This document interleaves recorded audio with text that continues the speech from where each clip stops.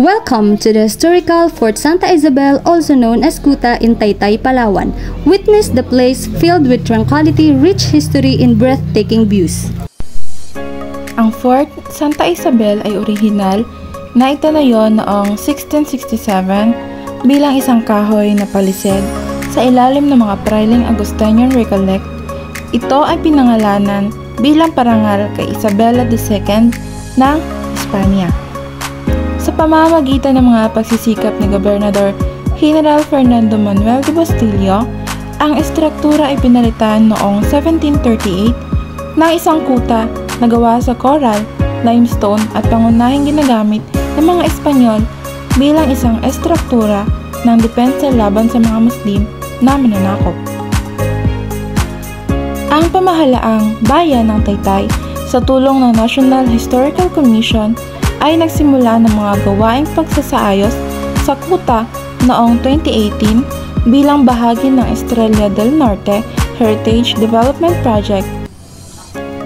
Ang proyekto na pinangunahan ng heritage architect na si Joel Rico ay nakatakdang matapos sa Mayo 1, 2019. Bantay ng Look ng Taytay, ang kuta ng Espanyol noong ika-17 siglo na tinatawag na Forza de Santa Isabel ay matatagpuan sa harap ng bayan na nagsisilbing tahimik na saksi ng mayamang kasaysayan ng labanan noong panahon ng pamumuno ng mga Espanyol.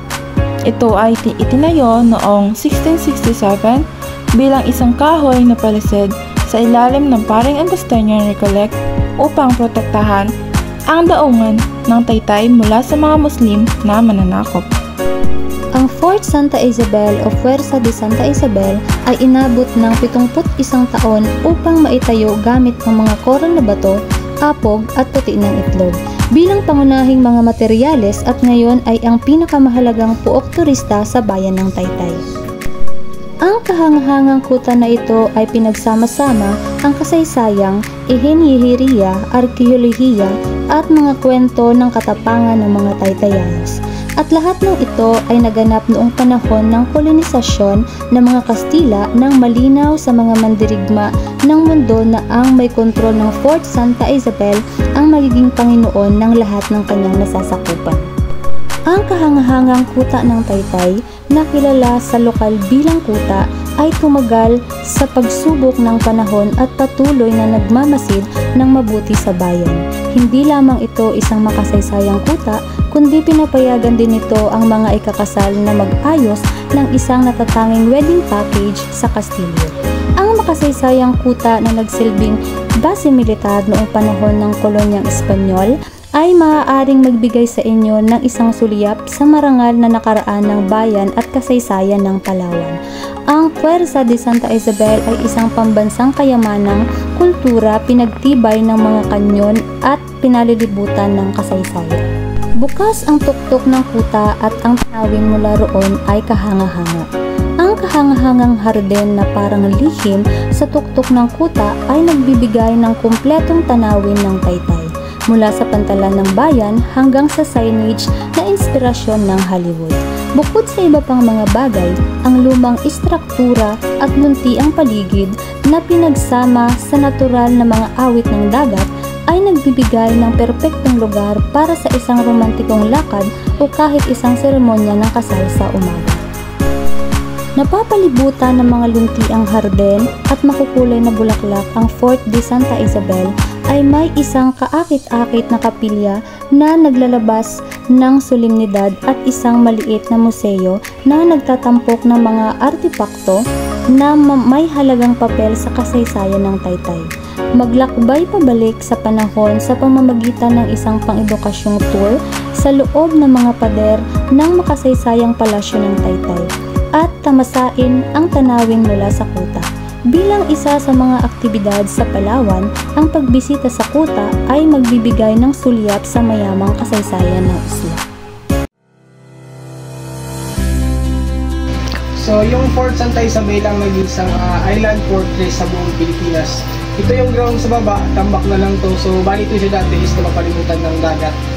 So, yung unang nagmamay-ari nito is yung wall is gawa ito sa coral stick white shells. So, una lang siya may pinatayo na yari sa kahoy noong 1667. Sa pagsusumikap ni Spanish engineer Antonio Fernandez, muling ipinatayo na yari sa bato. Yung wall is gawa ito sa corals, egg white, and seashells. Bali, yung una talaga nagmamayari ito is mga Muslim, bago may sabi-sabi ang iba na mga Muslim yung mga agaw. Pero sa totoong kwento is mga Kastila yung mga agaw. Kasi nung natalo yung mga tauhan ni Magellan sa Mactan, napadpad sila dito sa Palawan. Doon silang nagunang naghinto sa Puyo, Palawan. Nagpatay din sila doon ng church, gawa din doon sa Corals and Egg White. Pagkatapos nila doon, lumipat sila dito sa Taytay. So yung unang nilang ginawa, kasi nga nasakupan ito ng mga Muslim. So yung unang nilang ginawa, nakipagkaibigan sila sa dato. Bago niyaya na daw nila ang dato na lakbayin ang buong nasakupan. Nang nilakbay na daw nila is hindi na daw po nakabalik yung dato kasi injustice na nila ito. So pagbalik nila dito, ayun sinakop nila yung buong nasakupan ng dato bago may isang Spanish engineer po na nag-skits ng fort na gawing bato. Kasi nga pagkahoy, maaari siyang sunugin. So in-skits niya bago pinasa niya kay King Philip. Si King Philip naman yung hari ng mga Kastila noon. So agad naman ang inaprubahan ni King Philip V. Saka dito sila nagtayo ng kanilang local government unit. Kaya yung Taytay din ng yung first capital ng Palawan. Bali ito yung naging military command post nila. So isa sa dahilan kung bakit dito nila itinayo yung fort, kasi nga nabanggit ko kanina, so island po siya. So parating pa lang yung kalaban, mabilis mo na silang makita. So isa din daw po sa dahilan kung bakit dito nila itinayo yung fort, kasi nga yung mga Kastila noon is naniniwala agad sa mga santo. Si santo daw po is pag umaga, paggabi is bumabalik, pag umaga, paggabi nawawala, bago pag umaga bumabalik, bago pag bumabalik siya pag umaga, puno daw ng dahon ng amorsiko yung damit niya. Bago hinanap nila yung dahon na yon, dito nila natagpuan sa fort. Yun din yung dahilan kung bakit dito nila itinayo yung fort. At magulang, makahulog at makulay ang aming pinagmulan, katulad ng malampayang makahasaysayan. Estrella del Norte, bayan kong Taytay, likas mong kayamanan ay daluyan ng buhay.